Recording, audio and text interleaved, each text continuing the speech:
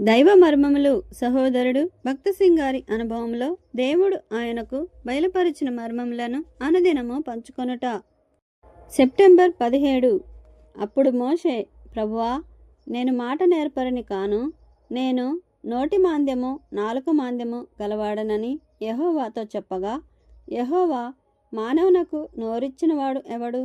యెహోవానైనా నేనే కదా.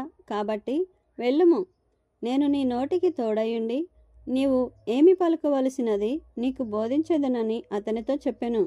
నిర్గమకాండము 4వ అధ్యాయము 10-12 వచనములు.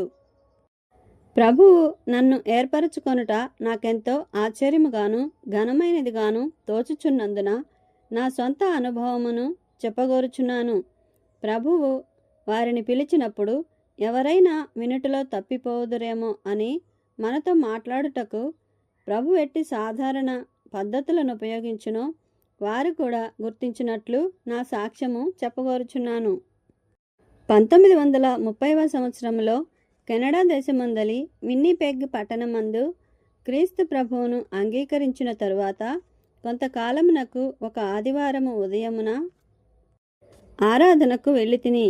కూటము ముగిసిన తరువాత నేను బయట నిలువబడి ఉండగా ఒక సహోదరుడు వచ్చి నాతో కరచాలనము చేసెను. బలమైన అతని చేతిపట్టు నేనింకను స్పృశించగలను. అట్లు కరచాలనము చేయుచు, బ్రదర్, ఇండియాకు వెళ్ళి ఎందుకు సువార్త ప్రకటించకూడదు అనెను.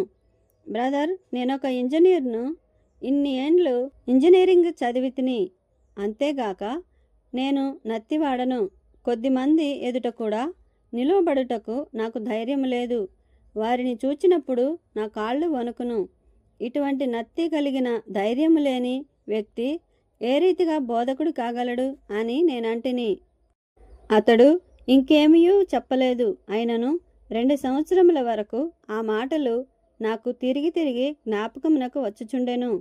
అతడు ఇంకనూ నా చేతిని పట్టుకుని, నీవెందుకు వెళ్ళకూడదు అని అడిగిన మాటలు నా హృదయంలో మ్రోగుచుండెను.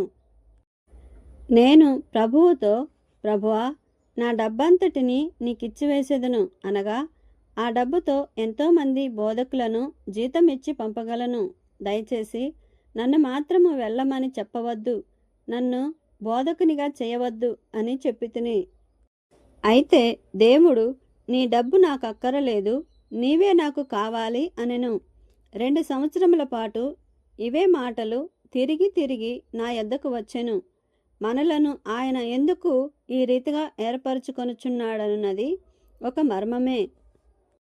ఎందువలననగా ఆయనకు మన మీద హక్కు గలదు. ఆయన నా సృష్టికర్త, శక్తిమంతుడైన దేవుడు గనుక ఈ విషయము ఆయన ఎరుగును.